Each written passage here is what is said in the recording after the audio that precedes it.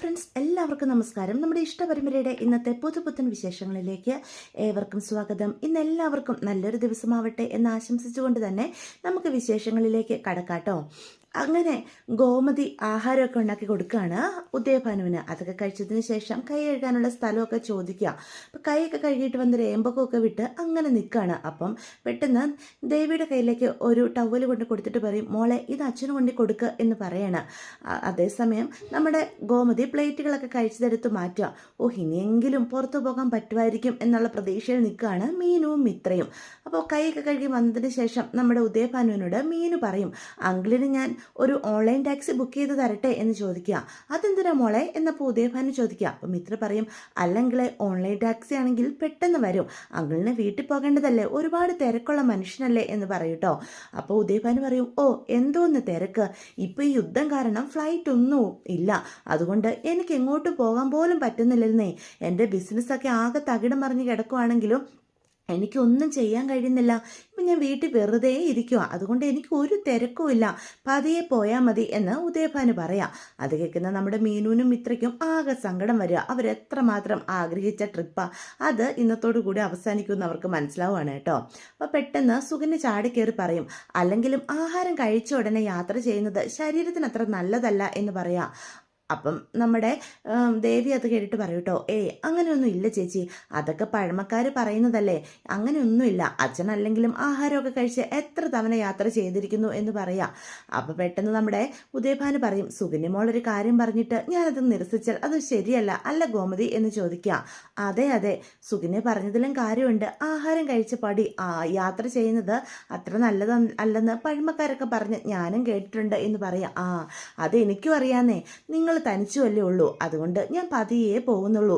ഇനിയിപ്പം ആഹാരമൊക്കെ കഴിച്ച സ്ഥിതിക്ക് എനിക്കൊന്ന് വിശ്രമിക്കണം, ചായയൊക്കെ കുടിച്ച് ഗോമതിയുടെ കൈകൊണ്ടുണ്ടാക്കിയ പലഹാരമൊക്കെ കഴിച്ചിട്ട് ഞാൻ പതിയെ പോകുന്നുള്ളൂ. ഇപ്പം സന്തോഷമായില്ലേ എല്ലാവർക്കും എന്ന് ചോദിക്കുകയാണ് കേട്ടോ. അപ്പോൾ ഗോമതി പറയും, അല്ല സാർ, ഊണിന് കറികളൊക്കെ കുറച്ച് കുറവായിരുന്നു, സാറ് വരുമെന്ന് ഞങ്ങൾക്ക് അറിയില്ലായിരുന്നല്ലോ, അതുകൊണ്ട് പെട്ടെന്ന് തല്ലിക്കൂട്ടിയതാ, എങ്ങനെ ഉണ്ടായിരുന്നു എന്ന് ചോദിക്കുക. അയ്യോ അത് പിന്നെ പറയാനുണ്ടോ, ഗോമതിയുടെ കൈകൊണ്ടൊരു ചമ്മന്തി അരച്ച് തന്നാൽ പോലും എന്തൊരു ടേസ്റ്റാ, ഇത്രയും രുചികരമായ ആഹാരം അടുത്തിടെ എങ്ങും ഞാൻ കഴിച്ചിട്ടില്ല, എനിക്ക് ഒരുപാട് ഇഷ്ടപ്പെട്ടു എന്ന് പറയാം. എൻ്റെ ഡയറ്റ് ചാർട്ട് പോലും നോക്കാതെയാ ഇന്ന് വയറ് നിറച്ച് മനസ്സറിഞ്ഞ് ഞാൻ ആഹാരം കഴിച്ചത്, അത്രയ്ക്ക് ഗംഭീരമായിട്ടുണ്ടായിരുന്നു ഗോമതി എന്ന് ഉദയഭാനു പറയാം. ഇത് കേൾക്കുമ്പോൾ ദേവി അച്ഛനെ ഒന്ന് നോക്കൂട്ടോ. മകളുടെ നോട്ടം കാണുന്ന ഉദയഭാനു പെട്ടെന്ന് നോട്ടം മാറ്റുവാണേ. എന്തായാലും എനിക്കൊന്ന് വിശ്രമിക്കണം, ബാലൻ്റെ റൂം എവിടെയാ ഗോമതി എന്ന് ചോദിക്കുകയാണ് കേട്ടോ. അപ്പോൾ പെട്ടെന്ന് ദേവി പറയും, ബാലച്ചൻ്റെ റൂമിലൊന്നും വിശ്രമിക്കേണ്ട കാര്യമില്ല ചാ, എൻ്റെ റൂം ഇവിടെ ഫ്രീ ആയിട്ട് കിടക്കുമല്ലേ, അച്ഛൻ ബാ, ഞാൻ അച്ഛനെ കൊണ്ട് കിടത്താം എന്ന് പറഞ്ഞ് ഉദയഭാനുവിനെ കൂട്ടിക്കൊണ്ട് ദേവി അങ്ങോട്ട് പോവാണ്. അതിൻ്റെ റൂമൊക്കെ കാണിച്ചു കൊടുക്കുക. ഇപ്പോൾ എൻ്റെ എല്ലാ പ്ലാനുകളും തകിടം മറിക്കും, എന്തുമാത്രം പ്ലാനോടുകൂടിയാണ് ഞാനിവിടെ വന്നിരിക്കുന്നത്, എങ്ങനെയെങ്കിലും ആ 10 ലക്ഷം രൂപയ്ക്ക് ബാലം മേടിച്ച ആ സ്വർണം കൈക്കലാക്കണം, അതും കൈക്കലാക്കിയിട്ടേ ഇവിടുന്ന് പോകാൻ പാടുള്ളൂ. എൻ്റെ ഇപ്പോഴത്തെ പ്രശ്നങ്ങളൊക്കെ തീരണമെങ്കിൽ ആ സ്വർണം കൈ കിട്ടുക തന്നെ വേണം, അതിന് ബാലൻ്റെ റൂമിൽ എങ്ങനെയെങ്കിലും കയറി പറ്റണം എന്നൊക്കെ ഉദയഭാനു തീരുമാനിക്കുകയാണ് കേട്ടോ. അതിന് തൽക്കാലം ഇവിടെ നിൽക്കണം, അതിനെന്താ ഒരു പരിപാടി, എന്തെങ്കിലും പ്ലാൻ ചെയ്യാം എന്നും പറഞ്ഞ് ഉദയഭാനു വിശ്രമിക്കാനായിട്ട് ദേവിയുടെ ബെഡിലേക്ക് കയറി കിടക്കുകയാണ് കേട്ടോ. ഇതേ സമയം നമ്മുടെ ടൂറ് പോയിട്ടുള്ള ടീമുകളെല്ലാം കൂട്ടിക്കൊണ്ട് ബാലനാണെങ്കിൽ ഒരു ഹോട്ടലിലേക്ക് പോവാം. അപ്പോൾ ആ ഹോട്ടൽ കാണുന്ന എല്ലാവരും അന്തം വിട്ട് നിൽക്കുക. അപ്പോൾ പെട്ടെന്ന് ആരും പറയും, അച്ഛാ ഇവിടെയൊക്കെ നല്ല റേറ്റ് ആവുമേ, ഞാൻ നിന്നോട് കാശിൻ്റെ കാര്യം ചോദിച്ചോടാ, ഇവിടെ വന്നിരിക്കാൻ നോക്ക് എന്ന് പറയണം.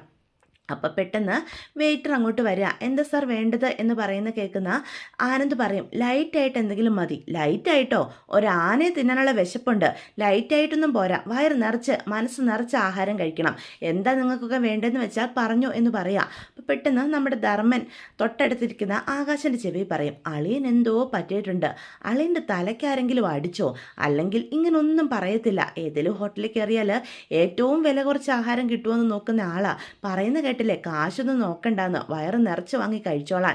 അപ്പോൾ ആകാശ് പറയും, അതാ മാമ ഞാനും ചിന്തിക്കുന്നത്, ഗോമതി സ്റ്റോർ ബാലന് എന്തു പറ്റിയെന്ന്, എൻ്റെ അച്ഛന് എന്തോ പറ്റിയിട്ടുണ്ട്, ഇതെൻ്റെ അച്ഛനല്ല എന്ന് പറയുകയാണേ. അപ്പോൾ ആര്യനും ഇതേ അഭിപ്രായം തന്നെയാണ്.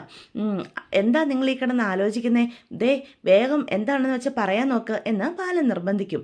അപ്പം നമ്മുടെ ധർമ്മം പറയും, എങ്കിൽ പിന്നെ ഞങ്ങൾക്ക് എല്ലാവർക്കും ചപ്പാത്തി മതി, ചപ്പാത്തി ഇല്ലേ എന്ന് വെയിറ്ററോട് ചോദിക്കും. ഇരിക്കു സാർ എന്ന് അദ്ദേഹം പറയൂട്ടോ. എന്താ കറി വേണ്ടത്, ആരും പറയും ഗ്രീൻ പീസ് കറി. ഓ, ഇവന്മാരെന്നെ നാണം കെടുത്തു. ഈ ഹോട്ടലിൽ കയറിയിട്ട് നിനക്കൊക്കെ ഗ്രീൻ പീസ് കറിയും കടലക്കറിയും ഒക്കെ മതിയോടാ, വീട്ടിൽ സ്ഥിരം അതല്ലേ, എന്തെങ്കിലും ഒന്ന് മാറ്റി പിടിക്കുക. ചിക്കൻ്റെയും മട്ടൻ്റെയും ഒക്കെ ഐറ്റങ്ങൾ എന്താണെന്ന് വെച്ചാൽ ഓർഡർ ചെയ്യുക എന്ന് പറയണം കേട്ടോ. അപ്പം വീണ്ടും വെയിറ്റർ ചോദിക്കും, എന്താണ് സാർ വേണ്ടത്? അല്ല, എല്ലാ ഹോട്ടലുകളിലും അവരുടെ സ്പെഷ്യലായിട്ട് എന്തെങ്കിലുമൊക്കെ ഐറ്റങ്ങൾ കാണില്ലേ, നോൺ വെജ്. അതുപോലെ നിങ്ങളുടെ ഹോട്ടലിൻ്റെ സ്പെഷ്യലായിട്ടുള്ള ഐറ്റംസ് എന്തൊക്കെയാണ് എന്ന് ചോദിക്കാൻ കേട്ടോ. അത് കേൾക്കുന്ന വെയിറ്റർ അവരുടെ ഹോട്ടലിൽ ഉണ്ടാക്കുന്ന നോൺ വെജ് ഐറ്റങ്ങളുടെ ഒരു ലിസ്റ്റ് തന്നെ കൊടുക്കുക. ഇത് കേൾക്കുന്ന ബാലൻ പറയും, ചിക്കൻ്റെയും മട്ടൻ്റെയും ഈ ഹോട്ടലിലെ സ്പെഷ്യലായിട്ടുള്ള എല്ലാ ഐറ്റങ്ങളും ഓരോ പ്ലേറ്റ് വീതം എടുത്തോളൂ എന്ന് പറയാണ്. അതും നല്ല ചൂടോട് കൂടി വേണം എന്ന് പറയാൻ. 10 മിനിറ്റ് വെയിറ്റ് ചെയ്യണം സാർ എന്ന് പറയാം. അതൊന്നും സാരമില്ല, ഞങ്ങൾക്ക് ഒരു തിരക്കുമില്ല എന്ന് പറയും. എങ്കിൽ സ്റ്റാർട്ടറായിട്ട് എന്തെങ്കിലും വേണോ സാർ എന്ന് പറയാം. സ്റ്റാർട്ടറായിട്ട് ഇപ്പം മട്ടൺ സൂപ്പ് എടുത്തോ, എല്ലാവർക്കും എടുത്തോളൂ എന്ന് ഓർഡർ കൊടുക്കണം. ഇത് കേൾക്കുമ്പം അന്തം വിട്ട ആകാശിനെ നോക്കുക. അപ്പം ആകാശ് എനിക്കൊന്നും അറിയില്ലേ എന്നുള്ള രീതിയിൽ കൈ മലർത്തുകയാണ് കേട്ടോ. അതിനുശേഷം വെയിറ്റർ അങ്ങോട്ട് പോവാ. അച്ഛാ, ഇതിനൊക്കെ ഒരുപാട് പൈസയാകും എന്ന് ആനന്ദ് പറയും. നിന്നോട് ആരെങ്കിലും കാശിൻ്റെ കാര്യം ചോദിച്ചോ? ഇതൊക്കെ വയറ് നിറച്ച് കഴിച്ചിട്ട് ഇവിടെ നിന്ന് പോയാൽ മതി. അപ്പം പെട്ടെന്ന് ധർമ്മൻ്റെ ശ്രദ്ധയിൽ നമ്മുടെ ബാലൻ്റെ കയ്യിൽ ആ ബാഗ് ഇരിക്കുന്ന കാണാം. അളിയൻ ഈ ബാഗ് ഊരിപ്പോലും വെക്കുന്നില്ലേ? ഈ ബാഗിനകത്ത് അളിയൻ നിധി പോലെ ഈ സൂക്ഷിക്കുന്നത് എന്താ? ഇനി വല്ല നിധി വാരിക്കോ എന്ന് ആകാശനോട് ചോദിക്കോ. ഒന്ന് പോ മാമ, നിധി പോലും. മാമൻ എന്തൊക്കെയായി ചിന്തിച്ചു കൂട്ടുന്നത്? അച്ഛൻ്റെ എന്തെങ്കിലും പ്രൈവറ്റ് കാര്യമായിരിക്കും, വല്ല ആധാർ കാർഡോ മറ്റോ. പിന്നെ ആധാർ കാർഡോ അല്ലേ അളിയൻ ബാഗിലിട്ടുണ്ട് ഇങ്ങനെ പൊന്നുപോലെ കൊണ്ട് നടക്കുന്നത്. എന്തോ ഉണ്ട്, അതെന്താണെന്ന് കണ്ടുപിടിക്കണം എന്നൊക്കെ അവരിങ്ങനെ തീരുമാനിക്കുകയാണ് കേട്ടോ. ഇതേ സമയം ദേവമംഗലത്ത് വൈകുന്നേരമായി കഴിഞ്ഞപ്പോഴത്തേക്കും നമ്മുടെ ഗോമതി നല്ല ഒന്നാന്തരം പഴംപൊരിയും ചായയൊക്കെ ഉദയഭാനുവിന് ഉണ്ടാക്കി കൊടുക്കുക. ഉദയഭാനു അതെല്ലാം കഴിക്കാൻ കേട്ടോ. ഗോമതി, പറയാതിരിക്കാൻ പറ്റില്ല, ഇത്രയും ടേസ്റ്റുള്ള പഴംപൊരി കഴിച്ചിട്ട് എത്ര നാളായി, നന്നായിട്ടുണ്ട് ഗോമതി എന്ന് പറയാണ്. ഇനിയിപ്പം ചായയൊക്കെ കുടിച്ച സ്ഥിതിക്ക് ഞാൻ പതിയെ അങ്ങ് ഇറങ്ങിയേക്കാം, വൈകുന്നേരം ആയല്ലോ, വീട്ടിൽ പോകണം, അതിനു മുന്നേ ബാലനെ ഒന്ന് വിളിക്കാം എന്ന് പറയാം. അപ്പോൾ ദേവി പറയും, ബാലച്ചനെ ഇപ്പം വിളിച്ച് ബുദ്ധിമുട്ടിക്കേണ്ട അച്ഛാ, അവരെല്ലാവരും കൂടി ഒരു യാത്ര പോയിരിക്കല്ലേ, ഇതിനിടയിൽ ഫോൺ എടുക്കുമെന്ന് പോലും തോന്നുന്നില്ല. എന്നാലും ഞാനിവിടെ വന്നെന്ന് ബാലനെ ഒന്ന് അറിയിക്കണമല്ലോ, അതാണല്ലോ അതിൻ്റെ ശരി, വിളിച്ചു നോക്കുന്നതിൽ തെറ്റില്ലല്ലോ, ഞാനൊന്ന് വിളിച്ചു നോക്കട്ടെ എന്ന് പറഞ്ഞ് ദേവിയുടെ വാക്കുകൾ കേൾക്കാതെ ഉദയഭാനു ബാലനെ ഫോൺ വിളിക്കുകയാണ് കേട്ടോ. എന്നിട്ട് നമ്മുടെ ബാലൻ ഫോൺ അറ്റൻഡ് ചെയ്യുക. ഉദയഭാനു സാർ, എന്താ ഈ സമയത്തൊരു വിളി? ബാല, നിങ്ങൾ കന്യാകുമാരി ടൂർ പോയ കാര്യമൊക്കെ ഞാൻ അറിഞ്ഞു കേട്ടോ. ഞാനേ ഇപ്പം ദേവമംഗലത്തുണ്ട്, ദേവിമോളെ ഒന്ന് കണ്ടിട്ട് പോകാമെന്ന് കരുതി. അല്ല, ഉദയഭാനു സാറിന് എന്തോ തിരക്കുണ്ട്, ദുബായിക്ക് പോകണമെന്ന് പറഞ്ഞിട്ട് നാട്ടിലുണ്ടായിരുന്നോ എന്ന് അപ്പം ബാലൻ ചോദിക്കും. അത് പിന്നെ ഈ യുദ്ധം കാരണം ഫ്ലൈറ്റ് ഒന്നും കറക്റ്റ് സമയത്ത് കിട്ടുന്നില്ല ബാല, അതുകൊണ്ട് ഞാൻ നാട്ടിൽ തന്നെ പെട്ട് കിടക്കുക. അപ്പം പിന്നെ ദേവിമോളെ ഒന്ന് കണ്ടിട്ട് പോകാം എന്ന് കരുതി വന്നതാ. സാറിനപ്പം തിരക്കൊന്നും ഇല്ലല്ലേ എന്ന് അപ്പം നമ്മുടെ ബാലൻ ചോദിക്കും കേട്ടോ. എന്തോന്ന് തിരക്ക്? അതല്ലേ പറഞ്ഞത്, ഞാനിപ്പം നാട്ടിൽ തന്നെ ഉണ്ട്. അങ്ങനെയാണെങ്കിൽ തിരക്കൊന്നും ഇല്ലെങ്കിൽ, ഉദയഭാനു സാറിന് വിരോധമില്ലെങ്കിൽ ഇന്ന് ദേവമംഗലത്ത് നിൽക്കാൻ പറ്റുമോ? അവിടെ ആരുമില്ലല്ലോ, ആൺതുണി ഇല്ലാതെ ഈ 3-4 പെണ്ണുങ്ങൾ മാത്രം. അതിൻ്റെ ഒരു ടെൻഷൻ എനിക്കുണ്ടേ. ഉദയഭാനു സാർ അവിടെ ഉണ്ടെങ്കിൽ എനിക്കതൊരു ധൈര്യമാണ്, അതുകൊണ്ടാട്ടോ ചോദിച്ചേ. ബുദ്ധിമുട്ടാണെങ്കിൽ കുഴപ്പമില്ല, പൊയ്ക്കോ എന്ന് പറയാം. എന്തോന്ന് ബുദ്ധിമുട്ട് ബാല? ബാലനൊരു കാര്യം എന്നോട് പറഞ്ഞിട്ട് ഞാനത് ചെയ്യാതിരിക്കുമെന്ന് തോന്നുന്നുണ്ടോ? ബാലനും മക്കളും തിരിച്ചു വരുന്നതും വരെ ഗോമതിക്കും മക്കൾക്കും ഒരു കൂട്ടായിട്ട് ഞാനിവിടെ ഉണ്ടാകും. ബാലൻ ഒന്നുകൊണ്ടും ടെൻഷൻ അടിക്കണ്ട, സമാധാനത്തോടെ ഇരിക്കുക എന്ന് പറയാം. ഇത് കേൾക്കുന്ന മീനും ഇത്രയും സങ്കടത്തോടെ നോക്കി നിൽക്കുക. എല്ലാ പ്ലാനുകളും ഇതോടുകൂടി തകിടം മറിഞ്ഞു. ഇനിയിപ്പോൾ നമ്മുടെ പുറത്തു പോക്കൊന്നും നടക്കാൻ പോകുന്നില്ല. സാരമില്ല എന്ന് മനസ്സിൽ പറയാണ് കേട്ടോ. എന്നിട്ട് ഗോമതിയെ കണ്ണുരുട്ടി നോക്കുക. ഞാനതിനെന്താ ചെയ്തേ എന്നുള്ള രീതിയിൽ ഗോമതി നിൽക്കുകയാണ്. എന്നിട്ട് ഫോൺ കട്ട് ചെയ്തതിന് ശേഷം ഉദയഭാനു എല്ലാവരോടുമായിട്ട് പറയും, ബാലൻ ഒരേ നിർബന്ധം, ഞാനിന്ന് ഇവിടുന്ന് പോകണ്ടെന്ന്. ഞാൻ ഇറങ്ങാൻ തുടങ്ങുമായിരുന്നു. ബാലൻ പറയുമ്പം ഒരു കാര്യം ഞാൻ വേണ്ടെന്ന് പറയുന്നത് എങ്ങനെയാ ഗോമതി? നിങ്ങൾക്കിനി കൂട്ടായിട്ട് ബാലൻ വരുന്നിടം വരെ ഞാൻ ഇവിടെ നിൽക്കാം എന്ന് പറയാം. അപ്പം ഗോമതി പറയും, അയ്യോ അതിനെന്താ, ഞങ്ങൾക്ക് സന്തോഷമേ ഉള്ളൂ. ഞങ്ങളിവിടെ 3-4 പെണ്ണുങ്ങൾ മാത്രമല്ലേ ഉള്ളൂ. ബാലേട്ടനും മക്കളും ഇല്ലാതെ ഞങ്ങളും തനിയാ. ഉദയഭാനു സാറ് അവർ പോയാൽ മതി എന്ന് പറയണം.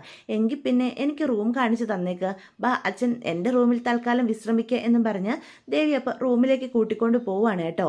ഇതേ സമയം വിഭവസമൃദ്ധമായ ആഹാരമൊക്കെ കഴിച്ച് അവരവരുടെ റൂമിൽ പോയി വിശ്രമിക്കാനിരിക്കുകയാണ് നമ്മുടെ ബാലനും മക്കളും. അപ്പോൾ ബാലൻ്റെ റൂമിലാണ്, ബാക്കി എല്ലാവരും കൂടി ഒരു റൂമിൽ കൂടിയിരിക്കുക. അപ്പോൾ ധർമ്മൻ ഇങ്ങനെ ആകെ ചിന്തിച്ചിരിക്കുക. അളിയൻ എന്നാലും എന്തു പറ്റി? വീട്ടിൽ നിന്ന് ഇറങ്ങിയപ്പോൾ മുതൽ കാണുന്ന പുതിയൊരു അളിയനെയാ. പാട്ട് പാടുന്നു, ആൾക്കാരുമായിട്ട് അങ്ങോട്ട് കയറി വഴക്കുണ്ടാക്കുന്നു, ദേ ഇവിടെ വന്ന് 5 സ്റ്റാർ ഹോട്ടലിൽ റൂം എടുത്ത് തരുന്നു, നമുക്കെല്ലാവർക്കും മൂക്കുമുട്ടെ ഇഷ്ടപ്പെട്ട ആഹാരം വാങ്ങിത്തരുന്നു, അത് ഒരു കണക്ക് പോലും പറയാതെ. ആകാശം പറയും, അത് തന്നെയാ ഞാനും മാമ ചിന്തിക്കുന്നേ. മിസ്റ്റർ ബാലൻ എന്തോ പറ്റിയിട്ടുണ്ട്, എന്തിനാണോ ഇങ്ങനെയൊക്കെ ചെയ്ത് കൂട്ടുന്നേ? അല്ല, നമ്മൾ എന്തിനാ ഇങ്ങോട്ടൊരു ട്രിപ്പ് വന്നേ എന്ന് ആരും ചോദിക്കുക. നമ്മൾ ആനന്ദേട്ടനെ സന്തോഷിപ്പിക്കാൻ വന്നതല്ലേ എന്ന് ആകാശ് ചോദിക്കുക. എന്നിട്ട് അത് മാത്രം നടന്നോ? അച്ഛനുണ്ടാക്കുന്ന പ്രശ്നം തീർക്കാൻ പോലും നമുക്കാർക്ക് സമയം തികയുന്നില്ല എന്ന് പറയാം. അത് നീ പറഞ്ഞത് നേരാടെ ആര്യ എന്ന് ആകാശ് പറയാ എന്ന് പറയട്ടോ. അത് കേൾക്കുമ്പോഴത്തേക്കും പെട്ടെന്ന് ആനന്ദ് പറയും, നിങ്ങൾക്ക് ആർക്കും ഇതുവരെയും അച്ഛനെ മനസ്സിലാക്കിയിട്ടില്ല, അതുകൊണ്ടാണ് ഇങ്ങനെയൊക്കെ സംസാരിക്കുന്നത്. അപ്പം ധർമ്മം പറയും, എൻ്റെ പൊന്നോ, അച്ഛൻ്റെ സൽപുത്രൻ എന്തെങ്കിലും മനസ്സിലായിട്ടുണ്ടെങ്കിൽ ഒന്ന് തെളിച്ചു പറ, ഞങ്ങൾക്ക് ആർക്കും ഒന്നും മനസ്സിലാകുന്നില്ല. ഗോമതി സ്റ്റോർ ബാലന് ഇത് എന്തു പറ്റിയെന്ന് അച്ഛൻ്റെ സൽപുത്രനായ ആനന്ദ് തന്നെ ഞങ്ങൾക്ക് മനസ്സിലാക്കിത്താ എന്ന് പറയണം. ഇതാ പറയുന്നേ, നമ്മുടെ അച്ഛൻ്റെ മനസ്സ് മനസ്സിലാക്കാൻ നിങ്ങൾക്ക് ആർക്കും സാധിച്ചിട്ടില്ല. അച്ഛൻ ഈ ചെയ്യുന്നതെല്ലാം എന്നെ സന്തോഷിപ്പിക്കാൻ വേണ്ടിയാ. അച്ഛന് അടുത്ത് വന്നിരുന്ന് സാരമില്ല മക്കളെ, വിഷമിക്കണ്ട എന്നൊക്കെ പറഞ്ഞ് മനസ്സിലാക്കാൻ അറിയില്ല. അതുകൊണ്ട് എങ്ങനെയെങ്കിലും എൻ്റെ മുഖത്ത് ചിരി വരണം, അതിനു വേണ്ടിയാ അച്ഛൻ ഇങ്ങനെ ഓരോരോ കാര്യങ്ങളും ചെയ്തു കൂട്ടുന്നത്. ഇന്ന് തന്നെ വണ്ടിയിലിരുന്ന് അച്ഛൻ്റെ പാട്ട് കേട്ടപ്പം ഞാൻ എൻ്റെ ചിരി നിയന്ത്രിക്കാൻ എത്ര പാടുപെട്ടെന്ന് നിങ്ങൾക്കറിയാവോ? ഒളിക്കണ്ണിട്ട് എൻ്റെ മുഖത്ത് ചിരി ശ്രദ്ധിക്കുന്ന അച്ഛനെ ഞാനും കണ്ടതാ. അതിനുശേഷം ആ കുളക്കടവിൽ പോയി ആ ചെറുപ്പക്കാരനോട് വഴക്കിട്ടപ്പോഴും അച്ഛൻ്റെ ഓരോരോ കോപ്രായങ്ങൾ കണ്ട് എനിക്ക് അത്രയേറെ ചിരി വന്നു. എൻ്റെ ദുഃഖങ്ങളെല്ലാം മറന്ന് ഒരുപാട് സന്തോഷത്തോടെയാണ് ഞാനതെല്ലാം നോക്കി നിന്നത്. അതെല്ലാം എനിക്ക് വേണ്ടിയാണ് അച്ഛൻ ചെയ്തത് എന്ന് പറയാണ്. അതുപോലെ ഹോട്ടലിൽ റൂം എടുത്ത് തന്നതും ഇഷ്ടപ്പെട്ട ആഹാരം മേടിച്ച് തന്നതുമൊക്കെ എൻ്റെ മുഖത്തെ ചിരി ഒന്ന് കാണാൻ വേണ്ടിയിട്ടാണ്. നമ്മുടെ മക്കൾ വിഷമിച്ചിരിക്കുന്നത് അച്ഛൻ ഒരിക്കലും സഹിക്കാൻ സാധിക്കില്ല. അതുകൊണ്ടാണ് അച്ഛൻ ഇങ്ങനെയൊക്കെ ചെയ്യുന്നത്. അത് നിങ്ങൾക്ക് മനസ്സിലാക്കാൻ പറ്റിയില്ലേ എന്ന് ചോദിക്കുകയാണ് കേട്ടോ. അത് കേൾക്കുമ്പം ആരും ആകാശം ഒക്കെ ഓരോ സന്ദർഭങ്ങളും മനസ്സിലേക്ക് വരികയാണ്. ശരിയാണ്, ആ ബാലൻ ഓരോന്നും ചെയ്യുമ്പോഴും നമ്മുടെ ആനന്ദിനെ ശ്രദ്ധിക്കുന്നുണ്ടായിരുന്നു. ആനന്ദിൻ്റെ മുഖത്ത് സന്തോഷം ഉണ്ടായിരുന്നു എന്ന് അവർ ശ്രദ്ധിക്കുക. ഏട്ടൻ പറഞ്ഞത് നേരാ, നമ്മുടെ അച്ഛൻ നമുക്ക് വേണ്ടിയാണ് ഇതെല്ലാം ചെയ്തത്. ഇപ്പം തന്നെ ആനന്ദേട്ടൻ വിഷമിച്ചിരിക്കുന്നത് അച്ഛൻ അത്രയേറെ ബുദ്ധിമുട്ടുണ്ടാക്കുന്നുണ്ട്. ആനന്ദേട്ടൻ സന്തോഷത്തിന് വേണ്ടി ഇത്രയൊക്കെ ചെയ്ത അച്ഛന് നമ്മളും തിരിച്ച് എന്തെങ്കിലും ചെയ്യണ്ടേ എന്ന് ആരിനും ആകാശം കൂടി ചോദിക്കുക. അപ്പം ധർമ്മം പറയും, നിങ്ങൾ എന്താ ഉദ്ദേശിക്കുന്നത്? നാളെ വിഷു ആണല്ലോ, അച്ഛന് വിഷുവും ഓണവും ഒക്കെ ആഘോഷിക്കുന്ന ഒരുപാട് ഇഷ്ടമുള്ള താല്പര്യമുള്ള കാര്യമാണ്. പക്ഷേ നമ്മൾ നാട്ടിലില്ലാത്തത് കൊണ്ട് തന്നെ വീട്ടിൽ ആഘോഷിക്കാൻ പറ്റില്ലല്ലോ. പക്ഷേ നമ്മൾ ഈ ഹോട്ടൽ റൂമിൽ അച്ഛനു വേണ്ടി കണിയൊരുക്കുന്നു എന്ന് ആരും പറയാം. അത് കേൾക്കുന്ന ആനന്ദും ആകാശം പറയും, അതൊരു നല്ല ഐഡിയ. നമ്മൾ കണി ഒരുക്കി കണ്ണനെ വരെ ഇവിടെ റെഡിയാക്കുന്നു. അതുമാത്രമല്ല കൈനീട്ടം കൊടുക്കുന്നു. അളിയനെ സന്തോഷിപ്പിക്കാൻ ഇതിലും വലിയ കാര്യം വേറെ ഒന്നുമില്ല എന്ന് പറയാണ്. എന്നാലേ ഞാൻ അളിയൻ്റെ റൂം വരെ പോകട്ടെ, എൻ്റെ ആധാർ കാർഡൊക്കെ ഇവിടെ ഇരിക്കുക, ഇവിടെ ഇരുന്ന് വല്ലതും നഷ്ടപ്പെട്ടു പോയാലോ അളിയൻ്റെ റൂമിൽ കൊണ്ട് കൊടുക്കാം എന്ന് പറയണം കേട്ടോ. അങ്ങനെ നമ്മുടെ ധർമ്മൻ ബാലൻ്റെ റൂമിലേക്ക് കയറി ചെല്ലുക. അപ്പോൾ ബാലൻ കുളിക്കുകയും കണ്ട, അളിയ ഞാനേ ഈ ആധാർ കാർഡ് ഒക്കെ ഇവിടെ വെക്കുന്നുണ്ട് കേട്ടോ, അതൊന്ന് സൂക്ഷിച്ച് വെക്കണേ എന്ന് പറയാം, നീ അവിടെ വെച്ചിട്ട് പൊയ്ക്കോടാ എന്ന് അപ്പം നമ്മുടെ ബാലൻ വിളിച്ചു പറയാണ്.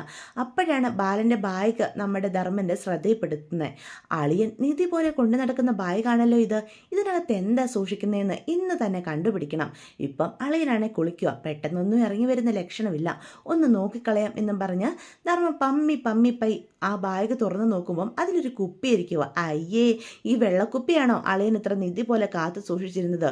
ഇനി വല്ലതും അമൃതവെള്ളമാണോ? ഇച്ചിരി കുടിച്ചു നോക്കാം എന്ന് പറഞ്ഞ് ധർമ്മനെടുത്ത് കുടിക്കുക. എൻ്റെ പൊന്നോ, നല്ല കശുവണ്ടി ഇട്ട് വാർത്ത നല്ല ഒന്നാം തരം വാറ്റുചാരായമാണോ അളിയൻ ഈ കുപ്പിക്കകത്ത് സൂക്ഷിച്ച് നടന്നിരുന്നത്? കൊച്ചു കള്ള, അളിയാ തനിയെ കുടിക്കാനുള്ള പരിപാടിയായിരുന്നല്ലേ, വിടില്ല ഞാൻ എന്നും പറഞ്ഞ് കുറച്ചും കൂടി കുടിച്ച് വെള്ളം എടുത്ത് കുടിക്കുക. എൻ്റെ മോ കുടല് കരിഞ്ഞു പോയി എന്ന് ധർമ്മം പറയാം. മറ്റൊരു കുപ്പിയിലേക്ക് അതിൽ കുറച്ച് പകർന്നെടുത്തിട്ട് റൂമിലേക്ക് പോവാം കേട്ടോ. അതിന് മുന്നേ ബാലൻ്റെ കുപ്പി എടുത്ത് തിരിച്ച് അതേപടി ബാഗ് വെക്കാനും നോക്കുന്നുണ്ട്. ഇതേ സമയം ദേവമംഗലത്ത് നമ്മുടെ മിത്രയും മീനും യാത്ര പോകാൻ പറ്റാത്തതിൻ്റെ ദേഷ്യം നമ്മുടെ ഗോമതിയോട് പറയാം. അമ്മ ഒറ്റ ഒരാൾ കാരണമാണ്, ഉദയഭാനു സാറ് ദേവിയെടുത്ത് കണ്ടിട്ട് പോകാൻ നിന്നതാ. അപ്പം അമ്മയുടെ ഒരു ചോദ്യം, ഊണ് കഴിച്ചിട്ട് പോയാൽ പോരേ എന്ന്. എടി, വീട്ടിൽ കയറി ഒരാൾ വരുമ്പോൾ നമ്മൾ എങ്ങനെയാ പെട്ടെന്ന് പോവല്ലേ എന്ന് ചോദിക്കുന്നേ, അതൊരു മര്യാദയല്ലേ എന്ന് ഗോമതി പറയാണ്. അതുമാത്രമല്ല ദേവിമോളുടെ അച്ഛനാ, അതും നല്ല ബന്ധമുള്ള ആളാ, നമുക്ക് അങ്ങനെ മുഖം കറുപ്പിച്ചു എല്ലാം പറയാൻ പറ്റുമോ? പിന്നെ ഉദയഭാനു സാറിനോട് ഇവിടെ താമസിക്കാൻ പറഞ്ഞതേ ഈ ഞാനല്ല, ബാലേട്ടനാ. എന്നിട്ട് എന്നോട് എന്തിനാ നിങ്ങൾ പിണങ്ങുന്നേ? ബാലേട്ടനും കണക്കാ, ബാലേട്ടൻ്റെ ഗോമതിയും കണക്കാ. അപ്പച്ചി അച്ഛൻ ഇപ്പോഴാ ഇവിടെ താമസിക്കാൻ പറഞ്ഞത്, പക്ഷെ അപ്പച്ചി എന്തൊക്കെയാ കാട്ടിക്കൂട്ടിയത്. അതുകൊണ്ട് അപ്പച്ചിയോട് ഞങ്ങൾ പിണക്കുക. ആഹാരം ഉണ്ടാക്കി കിടക്കുന്നു, അതിനുശേഷം വിശ്രമിക്കാൻ പറയുന്നു, ചായ ഇട്ട് കൊടുക്കുന്നു. അപ്പച്ചിയുടെ ഇന്നത്തെ പ്രകടനം കാരണമേ ഞങ്ങളുടെ നല്ല ഒന്നാന്തരം ഒരു പ്ലാനാ പോയി കിട്ടിയത് എന്ന് പറയണേ. അപ്പോൾ ഇതും കേട്ടുകൊണ്ട് ദേവി അങ്ങോട്ട് വരിക. അപ്പോൾ അവർ പറയുന്നത് കേൾക്കുന്ന ദേവിക്ക് സങ്കടമാവുക. അപ്പോൾ പെട്ടെന്ന് മീനു വന്നിട്ട് പറയും, ഏടത്തിയുടെ അച്ഛന് ഞങ്ങൾ കുറ്റം പറഞ്ഞതല്ല, വിഷമം കൊണ്ട് പറഞ്ഞതാ. അത് പോട്ടെ, ഏടത്തി അതൊന്നും കാര്യമാക്കി എടുക്കണ്ട. ഇന്ന് പ്ലാൻ ചെയ്തതൊന്നും നടപ്പാക്കാൻ പറ്റിയില്ലല്ലോ. എനിക്ക് മനസ്സിലാകും, അച്ഛൻ വന്ന് കയറിയതുകൊണ്ട് നിങ്ങളുടെ എല്ലാ പ്ലാനുകളും പൊളിഞ്ഞെന്ന്. നിങ്ങൾ എനിക്ക് വേണ്ടി ഇതൊക്കെ ചെയ്യുന്നതെന്നും അറിയാം. അച്ഛന് വേണ്ടി ഞാൻ മാപ്പ് ചോദിക്കുക എന്ന് പറയണം കേട്ടോ. പെട്ടെന്ന് മിത്ര ചോദിക്കും, അല്ലമ്മേ, ഉദയഭാനു അങ്കിളിനെ എവിടെ കിടത്തുക? അച്ഛൻ്റെ റൂമിലാണോ എന്ന് ചോദിക്കുക. അപ്പം പെട്ടെന്ന് നമ്മുടെ ഗോമതി പറയും, ബാലേട്ടൻ്റെ റൂമിൽ കിടത്താം. ദേവി പറയും, ഏയ് അതിൻ്റെ ഒന്നും ആവശ്യമില്ല, എൻ്റെ റൂമുണ്ടല്ലോ, അച്ഛൻ എൻ്റെ റൂമിൽ കിടന്നോളും എന്ന് പറയുകയാണേ. അപ്പോൾ ദേവി എടുത്തടിച്ച് അങ്ങനെ പറയുമ്പോൾ ഗോമതി ദേവി തന്നെ നോക്കി നിൽക്കുക. അതോടുകൂടി ഇന്നത്തെ എപ്പിസോഡും അവസാനിക്കുകയാണ്. അപ്പോൾ ഇതൊക്കെയാണ് ഇന്നത്തെ വിശേഷങ്ങൾ. വീഡിയോ ഇഷ്ടപ്പെട്ടുവെങ്കിൽ ചാനൽ സബ്സ്ക്രൈബ് ചെയ്യാൻ മറക്കരുത്, ലൈക്ക് ചെയ്യാനും മറക്കരുത്. നിങ്ങളുടെ വിലയേറിയ അഭിപ്രായങ്ങൾ കമൻറ്റ്സ് വഴി എന്നെ അറിയിക്കാനും മറക്കരുത്. അപ്പോൾ എല്ലാവർക്കും ഗുഡ് ബൈ.